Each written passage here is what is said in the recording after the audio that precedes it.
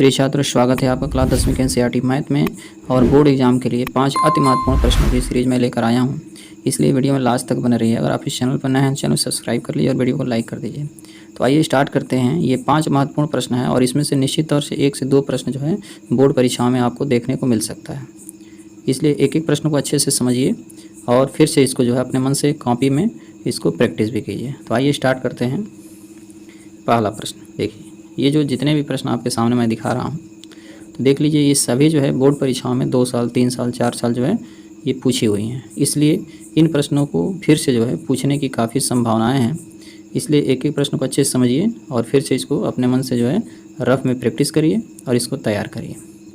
पहला प्रश्न आपके सामने है कि सिद्ध कीजिए कि 5 + करड़ी में 3 एक अपरिमेय संख्या है। आपको सिद्ध करना है कि 5 + करड़ी में 3 क्या है, ये एक अपरिमेय संख्या है। तो पहला प्रश्न जो है हम लोग सॉल्व करेंगे। हमें जो सिद्ध करना है उसको यहाँ नोट कर लेते हैं। हमें क्या सिद्ध करना है?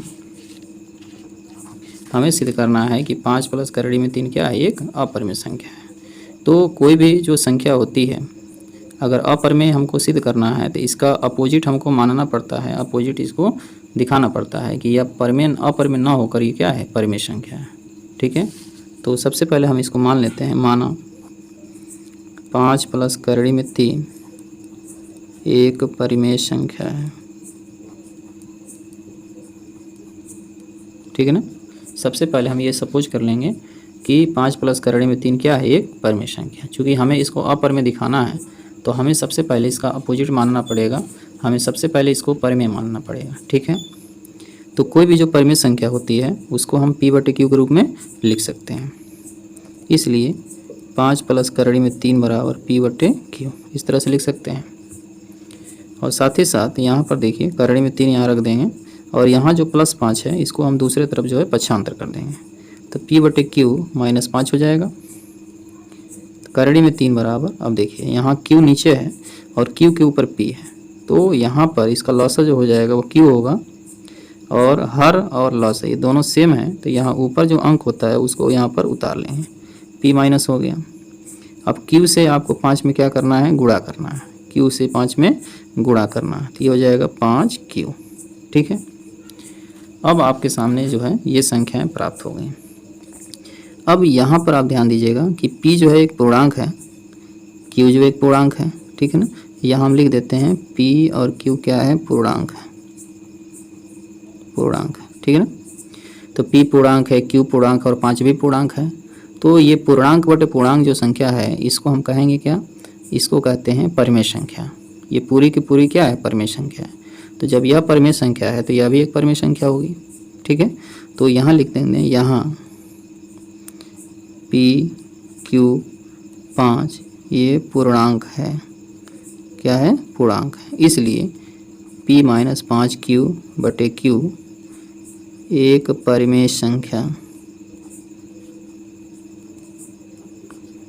एक परिमेय संख्या है। ठीक है, तो जब यह परिमेय है तो इसका मतलब करड़ी में 3 भी एक परिमेय संख्या होगी। ठीक है ना, जब यह एक परिमेय संख्या है, जब यह एक परिमेय संख्या है तो यह किसके बराबर है, करड़ी में 3 के बराबर है। तो जब दाहिना पक्ष परिमेय संख्या है तो बायां पक्ष भी परिमेय संख्या होगी, परंतु हमें पहले से मालूम है कि करड़ी में 3 क्या है, एक अपरिमेय संख्या है।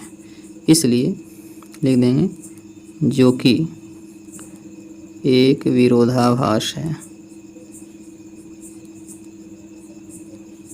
जो कि एक विरोधाभास है। अतः हमारी कल्पना क्या है, हमारी कल्पना है कि 5 + करड़ी में 3 क्या है, एक परिमेय संख्या है। ये इसको हमने परिमेय माना है। तो जब हमने इसको परिमेय माना है तो बाद में जाने के बाद हम देख रहे हैं कि करड़ी में 3 जो है एक परिमेय संख्या प्राप्त हो रही है। और जब ये परिमेय संख्या प्राप्त हो रही है तो हमें पहले से मालूम है कि करड़ी में 3 एक अपरिमेय संख्या है। तो कोई भी परिमेय संख्या जो है अपरिमेय संख्या के बराबर नहीं हो सकती है। इसलिए हम लिख देंगे कि जब करड़ी में 3 एक परिमेय संख्या होगी जो कि ये क्या है, विरोधाभास है। विरोधाभास इसलिए पैदा हो रहा है कि ये क्या है, एक अपरिमेय है और अपरिमेय संख्या कभी भी परिमेय संख्या नहीं हो सकती है। अतः हमारी कल्पना क्या है, गलत है। हमारी कल्पना क्या है, हमारी कल्पना है कि 5 प्लस करड़ी में 3 एक परमेय संख्या है, तो ये हमने गलत माना है, तो इसलिए लिख देंगे, इसलिए 5 प्लस करड़ी में 3 जब परमेय संख्या नहीं है तो एक क्या होगी, एक अपरिमेय संख्या है, अपरिमेय संख्या। ठीक है ना। तो इस तरह से जो है ये पहला प्रश्न आपका सॉल्व हो गया।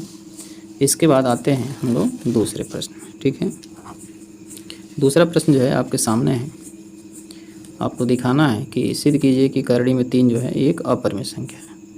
अब करड़ी में 3 क्या है, एक अपरिमेय संख्या है, इसको हमको दिखाना है, शो करना है। तो आइए इसको देखते हैं किस तरह से सिद्ध करेंगे। तो फिर से वही सपोज करेंगे, है ना। माना करड़ी में 3 एक परमेय संख्या है। जब अपरिमेय दिखाना होगा तो सबसे पहले हम उसको जो है परमेय संख्या मानेंगे, और परमेय संख्या मानकर लास्ट में हम देखेंगे कि परमेय संख्या हमने उसको माना है, लेकिन वह परमेय ना होकर क्या होनी चाहिए, अपरिमेय होनी चाहिए। इसलिए जो है इसको देखिए।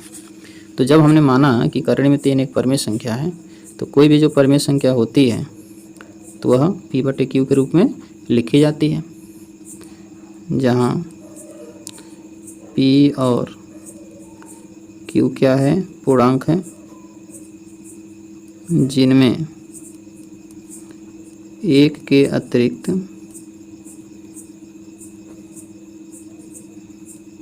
कोई भी उभयनिष्ठ गुणनखंड नहीं है। ठीक है ना, ये चीज़ हमको लिखना पड़ेगा। मान लेते हैं कि करड़ी में 3 एक परमेय संख्या है, और कोई भी परमेय संख्या होती है उसको P/Q के रूप में लिख सकते हैं, जहाँ P और Q क्या है, पूर्णांक है, और P और Q में एक के अतिरिक्त जो है कोई भी उभयनिष्ठ गुणनखंड नहीं है। ठीक है, अब क्या कर देते हैं, इसको हम वर्ग करेंगे, तो लिख देंगे दोनों पक्षों का वर्ग करने पर, दोनों पक्षों का वर्ग करने पर, तो करड़ी में 3 का वर्ग हुआ, P का वर्ग हुआ बटे Q का वर्ग, ये हो गया वर्ग करने पर। इसके बाद से इसका जो मान हो जाएगा वह 3 हो जाएगा, और यहाँ हो जाएगा P² बटे Q²। ठीक है, और फिर इसके बाद से आगे देखिए, 3 बराबर P² बटे Q² है, और क्रॉस गुणा करेंगे, है ना। इसके नीचे एक मानकर क्रॉस गुणा करेंगे, तो इसको लिख सकते हैं 3Q² बराबर P²। ठीक, इसके बाद से Q² बराबर हो गया P² बटे 3।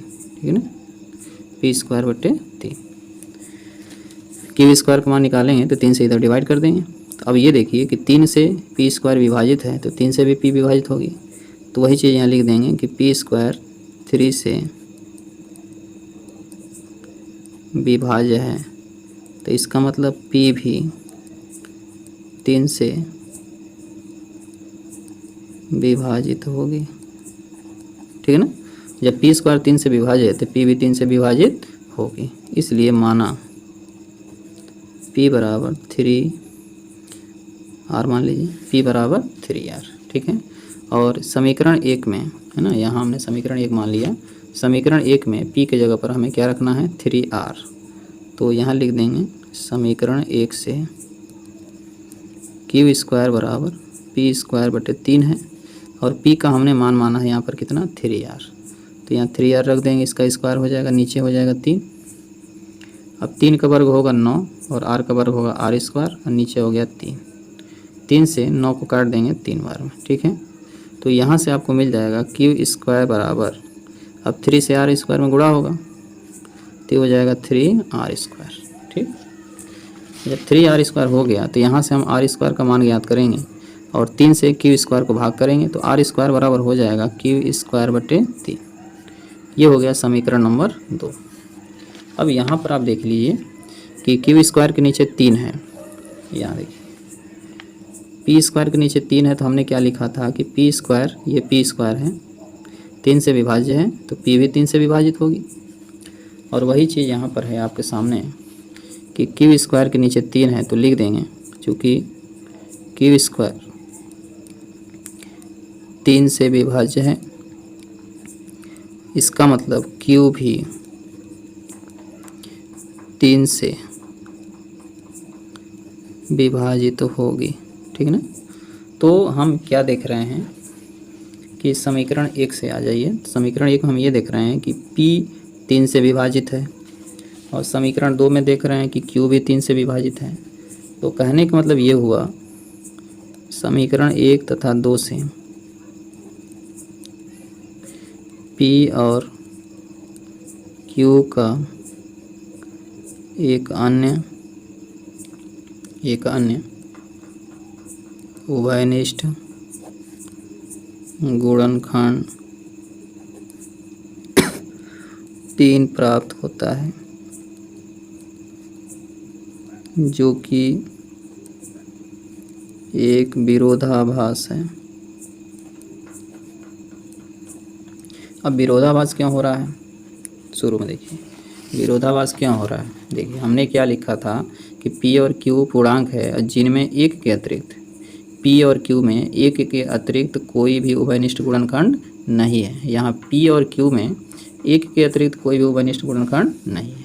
कहने का मतलब ये है कि अगर P बटे Q है तो P गुणे 1 Q गुणे 1, तो दोनों में एक के अतिरिक्त कोई भी उभयनिष्ठ गुणनखंड नहीं है। तो यहाँ पर आप देख लीजिए समीकरण 1 और 2 से क्या प्राप्त हो रहा है। समीकरण 1 और 2 से प्राप्त हो रहा है कि P और Q का एक अन्य जो है उभयनिष्ठ गुणनखंड 3 प्राप्त हो गया है। इसका मतलब हमने जो माना था उससे हटकर प्राप्त हुआ है, अर्थात कि P और Q में एक के अतिरिक्त कोई अन्य गुणनखंड नहीं होना चाहिए, लेकिन यहाँ P और Q में एक के जो है 3 गुणनखंड प्राप्त हो रहा है जो एक से अलग है, और यही एक विरोधाभास हो रहा है। हमने जो माना था उससे हटकर प्राप्त हो रहा है, इसलिए लिख देंगे हमारी कल्पना गलत है। हमारी कल्पना क्या थी, हमारी कल्पना थी कि करणी में 3 जो है एक परिमेय संख्या है, इसलिए लिख देंगे करणी में 3 एक अपरिमेय संख्या है, अपरिमेय संख्या है, ठीक है। तो इस तरह से हमने ये देखा कि किस तरह से हम करणी में 3 को एक अपरिमेय से परिमेय जो है हमने मानकर दिखाया।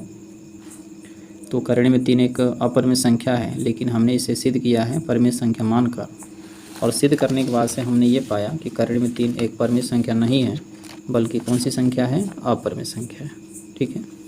तो आइए इसके बाद से हमने 2 क्वेश्चन हल कर लिया, पहला और दूसरा। इसके बाद से क्वेश्चन नंबर 3 जो है हल करते हैं। क्वेश्चन नंबर 3 में हमें ये देखना है कि 17 गुणे 5 गुणे 11 गुणे 3 गुणे 2 प्लस 2 गुणे 11 एक भाज्य संख्या है। मतलब भाज्य संख्या का मतलब ये होता है कि जिसके 2 से ज़्यादा गुणनखंड होते हैं उन्हीं संख्याओं को हम भाज्य संख्याएं कहते हैं, ठीक है। तो आइए देखते हैं क्वेश्चन नंबर 3। क्वेश्चन नंबर 3 में ये कह रहा है कि 17 गुणे 5 गुणे 11 गुणे 3 गुणे 2। क्वेश्चन नंबर 3 में ये कह रहा है कि 17 गुणे 5 गुणे 11 गुणे 3 गुणे 2 गुणे 2 प्लस, है ना। क्वेश्चन नंबर 3 ये कह रहा है कि व्याख्या कीजिए कि 17 गुणे 5 गुणे 11 गुणे 3 गुणे 2 प्लस 2 गुणे 11 एक भाज्य संख्या है, ठीक है।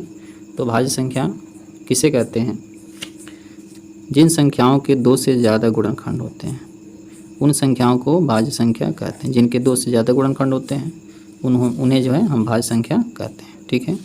तो क्वेश्चन जो है हम सबसे पहले नोट कर लेते हैं। 17 गुणे 5 गुणे 11 गुणे 3 गुणे 2 प्लस 2 गुणे 11, ये हो गया हमारी संख्या। अब इसको जो है हम सिंप्लीफाई कर लेंगे। देखिए 11 है यहाँ पर और 2 है, 11 और 2 है यहाँ पर, फिर 2 और 11 यहाँ पर भी है। तो हम क्या कर लेंगे, 11 गुणे 2 जो है हम कॉमन ले लेंगे। अंदर क्या बचेगा, 11 और 2 को छोड़कर यहाँ 17 गुणे 5 गुणे 2 बच रहा है ना। यहाँ पर 11 और 2 को छोड़कर क्या बच रहा है, 17 गुणे 5 गुणे 3 बच रहा है, और प्लस 2 और 11 दोनों कॉमन हो चुका है। तो यहाँ पर हम क्या लिखेंगे, 11 और 2 को कॉमन ले लिया गया है, तो 17 गुणे 5 गुणे 3 बचा, और यहाँ से इसको पूरा का पूरा जब कॉमन लेंगे तो वहाँ पर 1 बचेगा। इसको फिर सिंप्लीफाई करेंगे तो ये हो जाएगा 22, और फिर जो है 17 का 5 का और 3 का आपस में क्या करेंगे, गुणा कर देंगे। तो 5 दिया में 15 और 17 का 15 में हम गुणा कर देंगे। 5 सत्ते 35, 5 एकम 5, 5 3 8, 1 7, 1 15 का 5, 255 होगा। और 255 में 1 जोड़ देना है तो ये हो जाएगा 22 गुणे 256। ठीक है, अब 22 गुणे 256 हो चुका है, तो 256 में हम किससे गुणा करेंगे? 22 से। ठीक है, तो जब हम 22 से गुणा करेंगे, ठीक है, तो देखिए क्या मिलता है। जब इसका हम इसमें गुणा कर देंगे तो ये हो जाएगा 56 और 32। ठीक है, 22 का 256 में गुणा करेंगे तो 56 32 जो है इसका मान आएगा। ठीक है, 256 का 22 में आप चेक भी कर सकते हैं। 2 6 के 12 कर 2, 2 5 10, 10 1 11, 2 2 में 4 1 5, फिर 2 1 5, 2 3 6 और 5, 56 और 32 जो यहाँ पर आया हुआ है। ठीक है, तो यहाँ पर हम क्या करेंगे कि 56 और 32 का हम गुणनखंड कर देंगे। तो 56 और 32 का, 56 और 32 का जब हम गुणनखंड करेंगे तो इस तरह से, जैसे 56 और 32 को ऐसे लिखकर काट देते हैं ना। 2 2 में 4, 2 8 16, 2 1 2, 2 6 12, 2 1 2, 2 4 8, 2 8 16, 2 7 14, 0, 2 4 8, 2 3 में 6, 2 5 10, 2 2 4, 2 1 2, 2 7 14, 2 6 12, 2 8 16, 2 8 16 है ना, 2 4 8, 2 4 8, 2 2 4, 2 1 2 और फिर 11। तो आप देख सकते हैं कि 1 2 3 4 5 6 7 8 9, तो ये जो है गुणनखंड हो गया है। 1 2 3 4 5 6 7 और 8 गुणे 11। तो यहाँ पर आप देख सकते हैं कि 56 और 32 का ये जो अभाज्य गुणनखंड है ये गुणनफल के रूप में है। ठीक है ना, तो यहाँ लिख देंगे चूँकि 56 32 का को अभाज्य है ना, अभाज्य गुणनखंडों के गुणनफल है ना, गुणनफल के रूप में लिख सकते हैं, गुणनखंडों के गुणनफल के रूप में लिख सकते हैं। इसलिए 17 गुणे 5 गुणे 11 गुणे 3 गुणे 2 प्लस 2 गुणे 11 एक भाज्य संख्या है, एक भाज्य संख्या है। ठीक है, तो सबसे पहले हम क्या करेंगे कि इसका जो है हम आपस में गुणा करेंगे। गुणा करने के बाद से 56 32 आया है, 56 32 का इस तरह से हम गुणनखंड करेंगे। तो 56 32 का इस तरह से हम जो भी यहाँ गुणनखंड आया हुआ है तो इसको यहाँ पर लिख लेते हैं। और हम देख रहे हैं कि इससे जो है 2 से ज़्यादा इसके अभाज्य गुणनखंड है, इसलिए 56 32 को हम क्या कर सकते हैं, एक भाज्य संख्या कर सकते हैं। ठीक है, इसके बाद से क्वेश्चन नंबर 4 देखते हैं। क्वेश्चन नंबर 4 में ये कह रहा है कि 56 और 91 का अभाज्य गुणनखंड विधि द्वारा HCF और LCM जो है ज्ञात कीजिए। इसका HCF भी ज्ञात करना और LCM भी ज्ञात करना, वो भी किस विधि से, अभाज्य गुणनखंड विधि से। ठीक है, 26 और 91 का देखिए, 26 को हम लिख सकते हैं 2 गुणे 13, ये हो गया 26 का गुणनखंड। उसके बाद से 91 को लिख सकते हैं, 13 सत्ते 91 होता है, तो 7 गुणे 13। ठीक है, 26 को हम लिख सकते हैं 2 गुणे 13 और 91 को लिख सकते हैं 7 गुणे 13। तो यहाँ जो है HCF आपका कितना होगा, जो दोनों में क्या है, कॉमन है, वही HCF हो जाता है, तो HCF 13 हो जाएगा। और LCM क्या होगा, LCM में तो जो कॉमन होता है वो भी लिखते हैं और जो कॉमन नहीं होता है उसको भी लिखते हैं। जैसे 2 लिख देंगे, गुणे 7 लिख देंगे, और 2 13 है तो एक ही 13 जो है हम लिखेंगे। अब इसका जो है हम गुणा कर देंगे। ठीक है, तो 7 दूना में कितना होगा, 14 होगा, 7 दूना में 14 होगा, और 14 का फिर किस में गुणा कर देंगे, 13 में, 14 का 13 में गुणा कर देंगे। ठीक है, तो 3 चौको 12 कर दो, 3 एकम 3 1 4, 1 चौको 4, 1 एकम 1 2 8 और 1, तो इसका जो लसा होगा 142 182 होगा। तो इसका लसा जो होगा 182। ठीक है, तो 26 का गुणनखंड कर देंगे, 91 का कर देंगे, जो दोनों में कॉमन होगा वो HCF होगा, और LCM के लिए सबका आपस में गुणा कर देंगे तो LCM जो है प्राप्त हो जाएगा। इसके बाद से लास्ट क्वेश्चन देखिए, क्वेश्चन नंबर 5। क्वेश्चन नंबर 5 में दिया है HCF 252 594 का मान 18 है, और LCM पूछ रहा है 252 और 594 का LCM क्या कर रहा है, पूछ रहा है। ठीक है, तो पांचवा क्वेश्चन देखिए, दिया है HCF जो है 252 और 594 का 18 है और LCM जो है इनका पूछ रहा है। ठीक है, तो यहाँ पर मैंने क्वेश्चन को लिख दिया है और देखिए किस तरह से सॉल्व करते हैं। हमारे पास दो संख्या है 252 और 594 जो है दो संख्या है। ठीक है, तो जब दो संख्या है तो इसका जो है हमें क्या ज्ञात करना है, हमें जो है इसका LCM ज्ञात करना है। तो आप जानते हैं कि LCM जो होता है ना, दो संख्याओं का गुणनफल, दो संख्याओं का गुणनफल जो होता है वह बटा क्या हो जाता है, HCF के। LCM निकालने के लिए दो संख्याओं का गुणनफल बटे HCF कर लेते हैं। तो हमारे पास दो संख्याएं कौन कौन है, एक 252 है और 594 है। तो 252 गुणे 594 ये दो संख्याएं हैं और दोनों का जो HCF है ना, दोनों का जो HCF है वह दिया है 18। तो यहाँ 18 भर देना है। ठीक, अब क्या करना है कि 18 से 252 को जो है हम 14 बार में काट देंगे। अब हमारे पास आ गया 14 और 594 है। तो 14 का 594 में हम क्या करेंगे, गुणा कर देंगे। तो जब हम इन दोनों का आपस में गुणा करेंगे तो इसका मान आएगा 83 और 16 के। ठीक है, 14 का 594 में गुणा करेंगे 83 16 आ जाएगा। तो यही आपका LCM हो जाएगा। और किसका, इन्हीं दो संख्याओं का 252 का और 594 का क्या हो गया, LCM हो गया। ठीक है, तो इस तरह से हमने जो है 5 प्रश्नों को हल किया है ना। तो एक एक करके इन 5 प्रश्नों के सॉल्यूशन का स्क्रीनशॉट ले लीजिए और इसको जो है अच्छे से जो है अपने कॉपी में लिखकर प्रैक्टिस करेंगे। वीडियो को लाइक कर दें, क्योंकि इसी तरह से बोर्ड एग्जाम से रिलेटेड अति महत्वपूर्ण जो है इंपॉर्टेंट प्रश्नों को मैं लेकर आऊँगा और जिससे आपकी तैयारी को और मजबूती मिलेगी और अच्छे नंबर जो है आप प्राप्त कर सकते हैं। ठीक है, सबसे पहले ये जो 5 क्वेश्चन हैं इसको आप अच्छे से स्क्रीनशॉट ले लीजिए।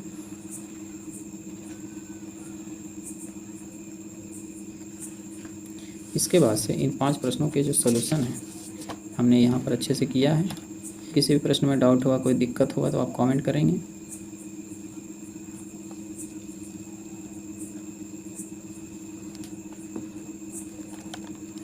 तो आप जो है इन प्रश्नों को अच्छे से तैयार कर लेंगे,